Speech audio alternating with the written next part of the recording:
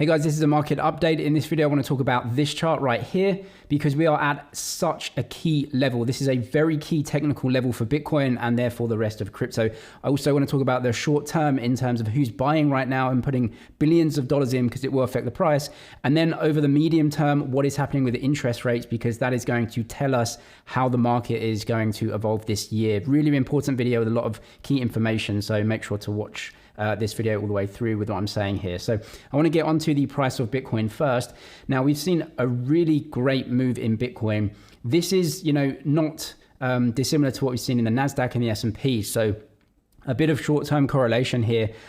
Also with, Do Kwon buying, billions of dollars worth of Bitcoin, right? Just daily basis, a few $100 million coming in over a period of a week, buying Bitcoin, right? And so when there's a big buyer in the market, the price does go up. But what we're seeing here with this rainbow, as you can see right here, is Bitcoin is tracking the technicals absolutely perfectly at the moment. You can see this very key price level down here in orange, around 36, 37. We bounced and we bottomed. This is just a technical bottom right here. We bottomed once, twice, 3 times, and then we went. And then you can see these resistance levels where the price is really consolidating around each and every specific support and resistance line. So you've got a 40,000 consolidation. You have a very short 44, 45,000 consolidation. And now we're at 47, 47.3, 47.5, and another little consolidation here. This is very healthy to have a few trading sessions of consolidation right here.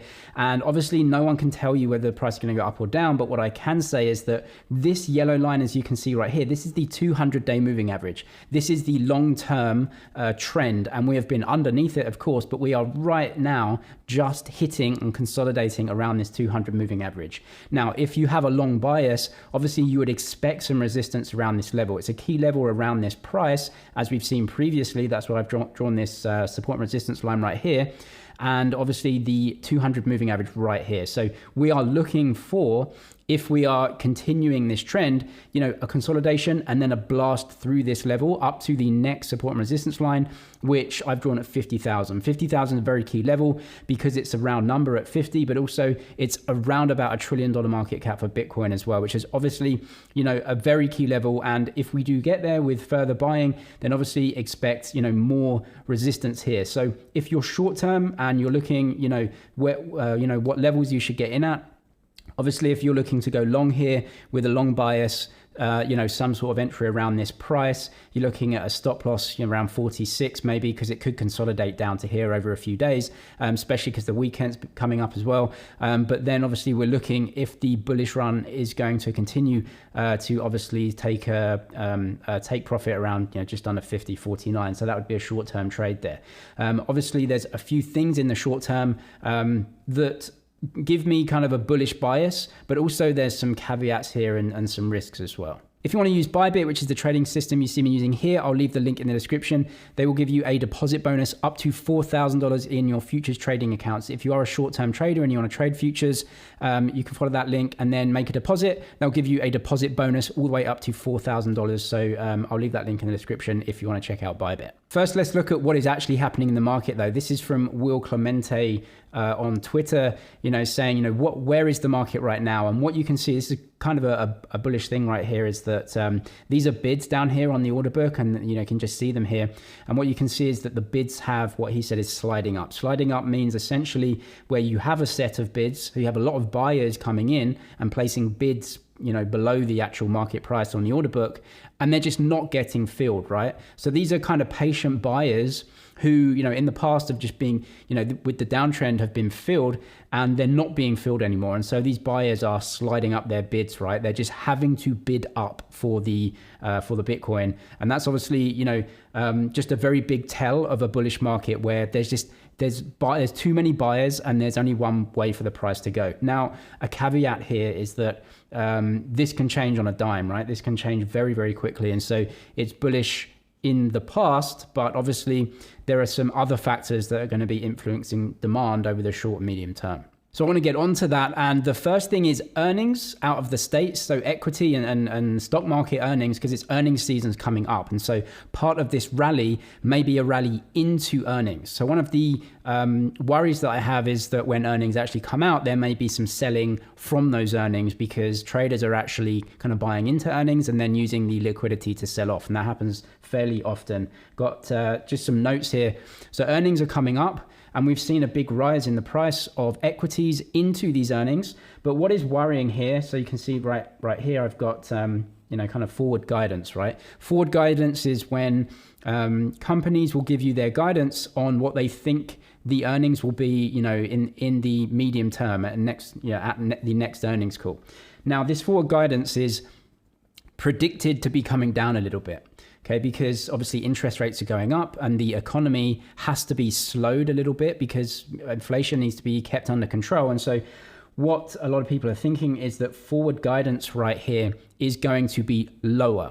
And when you get that, when potential future earnings are lower than expected, that's when you potentially get a little bit of selling off of those equities. Now, because Bitcoin is correlated with the NASDAQ short term, then that could obviously be a little bit of a drag on the price after these earnings. So this is over the next kind of few weeks, right? Obviously short term as well. So this is all short term right here, short term.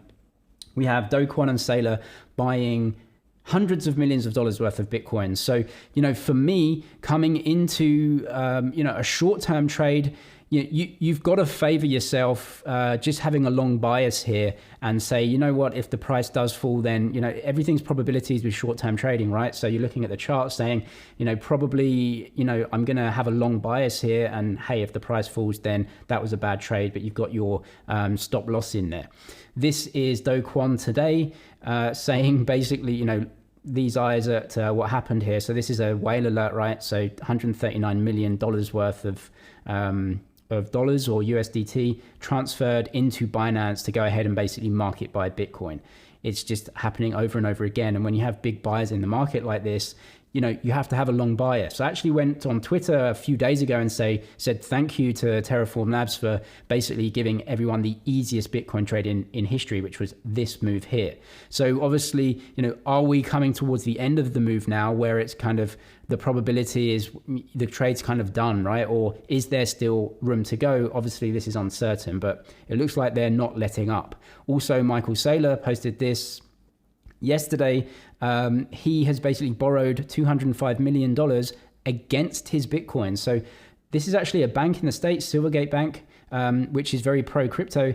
They have used his Bitcoin as collateral to lend another $205 million to go and buy more Bitcoin. So if you've ever seen anyone trade on leverage, this guy is the king, absolute king of leverage, but that's another $200 million coming into the market. So these buyers are really pushing the price up. And as long as these buyers continue and are in for the short term, then obviously a long bias would be the thing I would go for. Now, though, I want to talk about kind of the medium term potential recession and what the bond market is telling us, which, is kind of to the downside, I would say, for prices. So, forward guidance is definitely something to watch out for in terms of will that knock prices short term.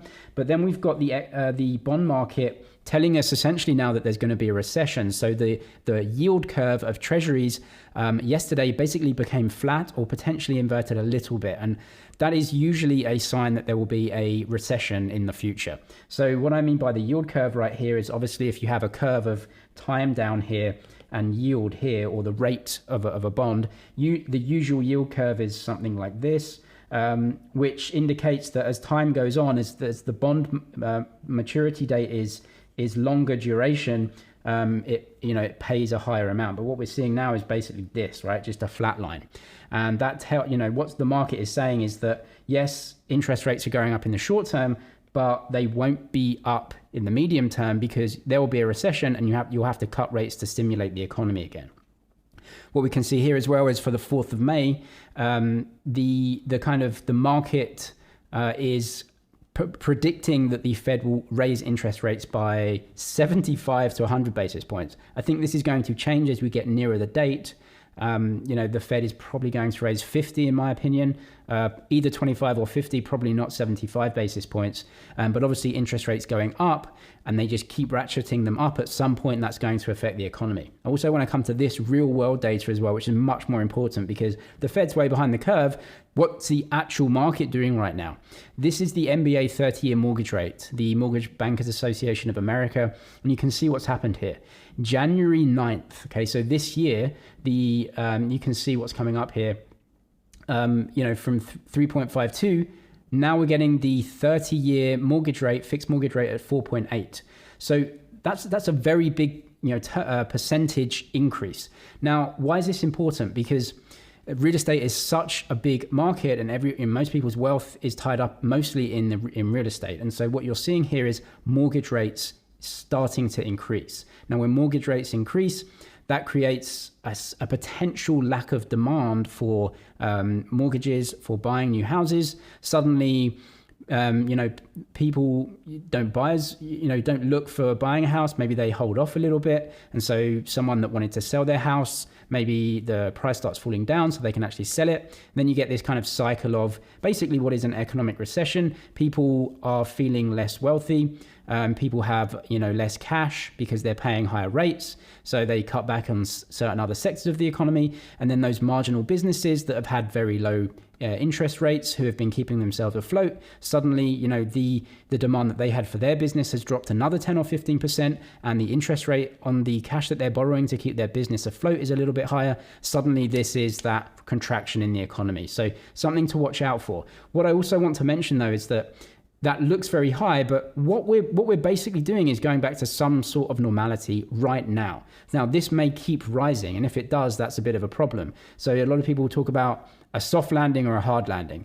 Are we going to go back to normal, and is inflation going to come down, and then we're going to be okay and kind of ride through this? That's very, very, very bullish for equities and Bitcoin. Or is inflation going to remain high, and this is just going to keep going up and eventually just spark quite a hard recession? And obviously that's pretty bearish for prices during that time, which is probably going to be 2023, maybe the end of this year, 2023.